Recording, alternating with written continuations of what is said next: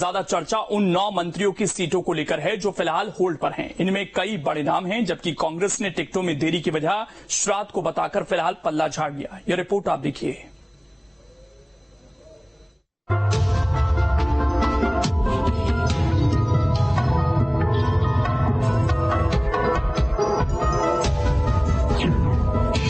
पहली दूसरी सूची ने खूब चौंकाया।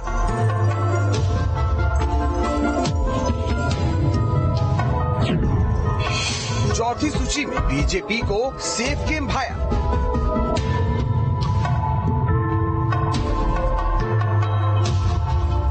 जी हां, बीजेपी ने विधानसभा चुनाव के लिए सोमवार को आचार संहिता ऐलान के करीब 4 घंटे बाद चौथी सूची जारी कर दी। इन 57 नामों की सूची में बीजेपी ने प्रयोगों से परहेज किया।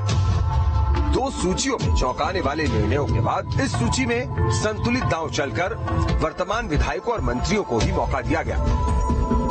उलझन वाली सीटों को फिलहाल रोक लिया गया है। खास बात यह है कि सीएम शिवराज सिंह चौहान का टिकट भी बुधनी से घोषित किया गया है। इससे उनके चुनाव लड़ने या न लड़ने के सस्पेंस को पार्टी ने खत्म कर दिया है। इनके साथ ही सरकार के 33 में से 24 मंत्रियों को टिकट दिया गया है। 9 मंत्रियों के टिकट घोषित नहीं किए गए हैं। नए मंत्री बने गौरीशंकर बिसेन का टिकट बचा है। अब 94 सीटें बची हैं। इसमें 58 विधायक, 9 मंत्री और 27 हारी हुई सीटें शामिल हैं। चौथी सूची में सिंधिया के साथ आने वाले 22 में से 9 विधायकों को भी टिकट दिया गया है। मुख्यमंत्री और 24 मंत्रियों के अलावा 32 विधायकों पर पार्टी ने फिर से भरोसा जताया है। गौर करने वाली बात यह है कि चौथी लिस्ट में अधिकतर वो विधायक हैं जो 2 से ज्यादा बार जीत चुके हैं। बहरहाल बीजेपी की चौथी लिस्ट के बाद अब 24 मंत्रियों की टिकट फाइनल हो चुकी है। 9 मंत्रियों पर अब भी सस्पेंस बना हुआ है।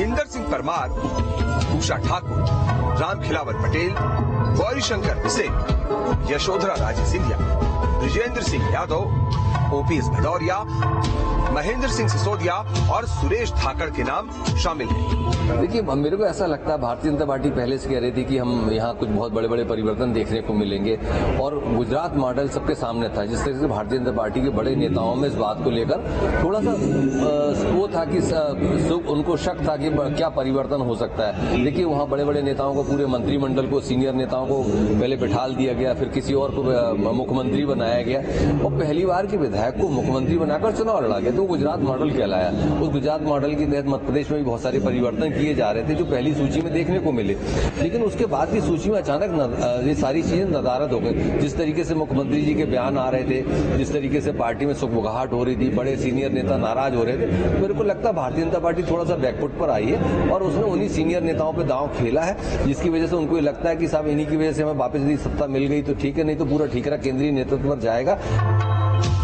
9 मंत्रियों की लिस्ट में हालांकि शिवपुरी से विधायक यशोधरा राजे सिंधिया का भी नाम है, जिनके बारे में कहा जा रहा है कि उन्होंने चुनाव लड़ने से मना कर दिया है। लेकिन इनके अलावा 8 मंत्री और भी हैं, जिन्हें लेकर तरह तरह की सियासी अटकलें लग रही हैं। हालांकि अब तक शिवराज सरकार के 73% मंत्रियों को टिकट मिल चुका है। इसके अलावा कुछ और भी सीटें चर्चा में है। मसलन इंदौर 1 से बीजेपी के राष्ट्रीय महासचिव कैलाश विजयवर्गीय को टिकट देने के बाद सबसे बड़ा सवाल यही उठ रहा है कि उनके विधायक पुत्र आकाश विजयवर्गीय का क्या होगा।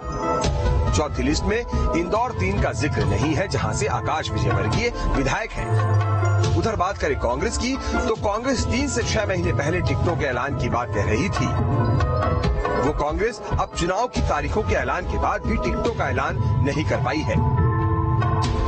दल होने के नाते सबके अपने अपने तरीके हैं काम करने के, लेकिन ये वही कांग्रेस है जो जल्द ही सूची जारी करेंगे और वो जल्द ही करते करते उनका 1 महीना पूरा बीत गया है और अभी भी किस दिन जारी होगी कहना कठिन है, क्योंकि वो ये जानते हैं कि जैसे ही सूची जारी करेंगे सिर्फ उटव्वल होगी, मारपीट होगी, झगड़े होंगे। लेकिन वो कांग्रेस का आंतरिक मामला है। भारतीय जनता पार्टी ने जो सूचियां जारी करना थी वो कर दी हैं और भारतीय जनता पार्टी ने किस मापदंड को देखकर क्या निर्णय लिए हैं ये मेरे लिए महत्वपूर्ण नहीं है। पर हाँ, मुझे ये आभास है कि डर के मारे और डर और जनाक्रोश के कारण जो जनता का आक्रोश है, बहुत सारे ऐसे निर्णय राजनीतिक रूप से भाजपा लगातार गलत लेती जा रही है। और ऐसा होता है जब आक्रोश लोगों का सामने आता है, समझ में नहीं आता क्या करे। और मैं ये मानता हूं कि निर्णय वो कुछ भी ले लें। ये एक अटल सत्य है कि 2023 की 17 नवंबर के दिन मध्य प्रदेश की समस्त जनता भारतीय जनता पार्टी की इस कुशासन वाली सरकार को उखाड़ कर रवाना करने वाली है। पहली दूसरी सूची में चौंकाने वाली बीजेपी चौथी सूची में टिकट काटने से बचती दिखी।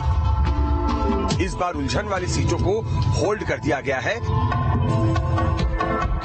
वहीं कांग्रेस ने अपनी उलझनों को छिपाने के लिए फिलहाल पितृपक्ष के बाद टिकटों के ऐलान की बात कही है।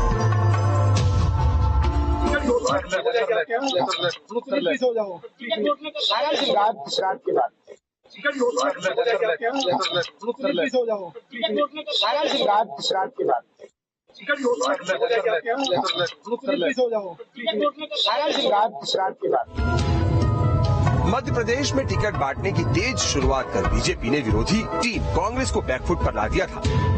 हालांकि आखिरी पारी में बीजेपी की बैटिंग थोड़ी स्लो होती दिख रही है, जबकि कांग्रेस टिकटों के ऐलान के मामले में अब भी पवेलियन में खड़ी दिख रही है। कांग्रेस अब तक अपनी पहली सूची भी जारी नहीं कर पाई है। बीजेपी ने अपनी चौथी लिस्ट में जो नाम शामिल किए हैं, उससे साफ जाहिर हो गया है कि बीजेपी ने एक बार फिर अपने अनुभवी नेताओं को ही मैदान में उतारा है और उन पर ही भरोसा जताया है। फिर चाहे वो गोपाल भार्गव हो, अजय बिश्नोई हो या फिर बाकी दूसरे नेता, क्योंकि बीजेपी इस बार कोई भी गलती करना नहीं चाहती है और किसी भी तरह की नाराजगी नहीं चाहती है। यही वजह है कि बड़े नेताओं को एक बार फिर मैदान में उतारा गया है। वहीं कांग्रेस भी कुछ इस तरह का दांव खेलने की जुगत में जुटी हुई है। हालांकि कांग्रेस का ये कहना है कि युवा नेताओं को ही मैदान में उतरना चाहिए। देखना ये होगा कि बीजेपी का ये दांव 2023 के विधानसभा चुनाव परिणामों में कितना असर डाल पाता है। Durgesh Kumar, team news state.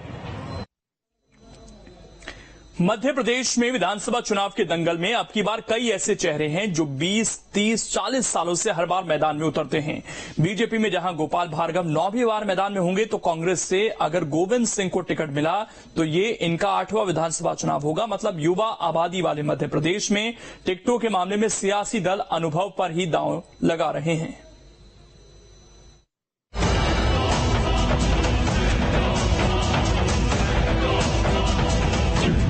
MP में माननीय बना रहे कीर्तिमान,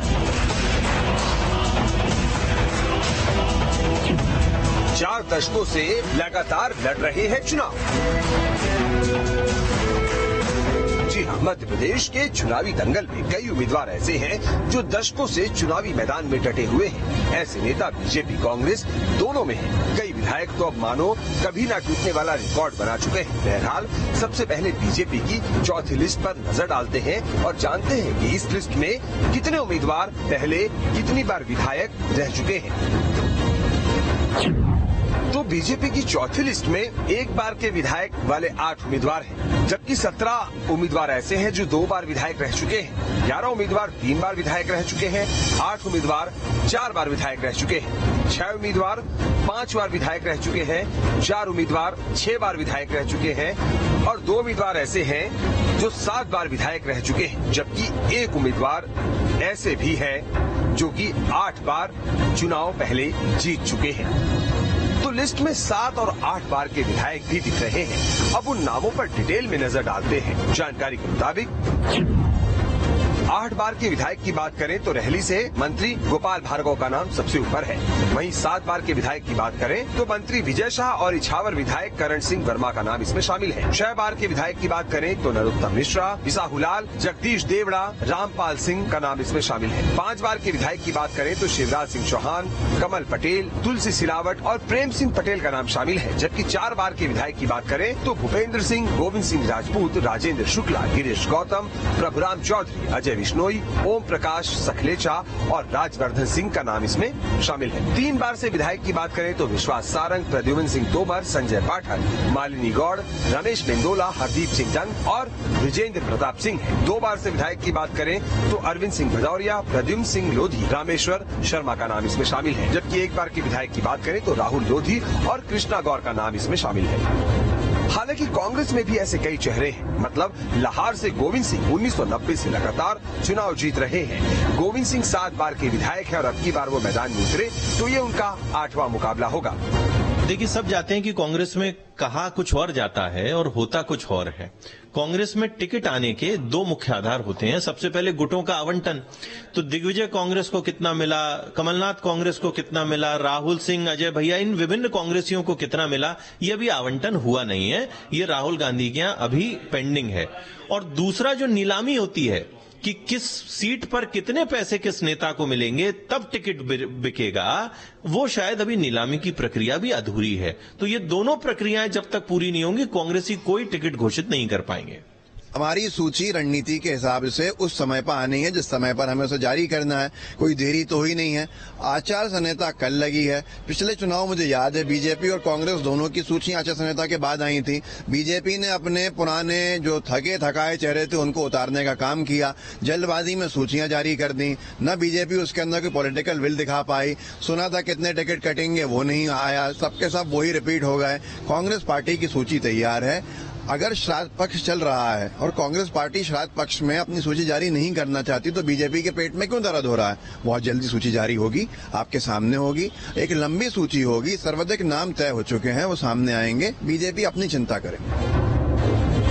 मध्य प्रदेश में खुद सीएम शिवराज का भी ये 6ठा विधानसभा चुनाव होगा। मतलब कांग्रेस बीजेपी कोई भी दल हो, अनुभव और जीत की गारंटी वाले फैक्टर को कोई भी नजरअंदाज नहीं कर सकता। इस बार का विधानसभा चुनाव किसी भी सूरत में जीतना है। इसी रणनीति के तहत उन्होंने पहली सूची जारी की, फिर दूसरी जारी की, तीसरी सूची में एक नाम आया और अब जो चौथी सूची जारी हो चुकी है, ये इस बात का संकेत देता है कि भारतीय जनता पार्टी एक बहुत ही सोची समझी रणनीति के तहत इस चुनाव में अपने उम्मीदवारों को घोषित कर रही है। और जहां तक कांग्रेस की बात है कि मध्य प्रदेश के पूर्व मुख्यमंत्री और मध्य प्रदेश कांग्रेस कमेटी के अध्यक्ष माननीय कमलनाथ जी ने कहा है कि हम पितृपक्ष के कारण सूची जारी नहीं कर रहे, उसकी बात करेंगे। तो स्वाभाविक सी बात है कि कांग्रेस जो है ना भारतीय जनता पार्टी की रणनीति के पूरा का पूरा जब उनके उम्मीदवार घोषित हो जाएंगे उसके बाद उम्मीदवार घोषित करेगी। वो अपने उम्मीदवार उनके उम्मीदवारों की घोषित होने के बाद करेगी। बेशक मध्य प्रदेश में युवा वोटर किंग मेकर हो, लेकिन सियासत में सारे फैक्टर जीत की गारंटी वाले फैक्टर के आगे धराशायी हो जाते हैं। बीजेपी ने अब तक अपने 136 प्रत्याशियों को चुनावी मैदान में उतार दिया है, तो वहीं अब भी कुछ सीटों पर पेच फंसा हुआ नजर आ रहा है। कांग्रेस की बात करें तो कांग्रेस ने अब तक अपने प्रत्याशियों को चुनावी मैदान में नहीं उतारा है।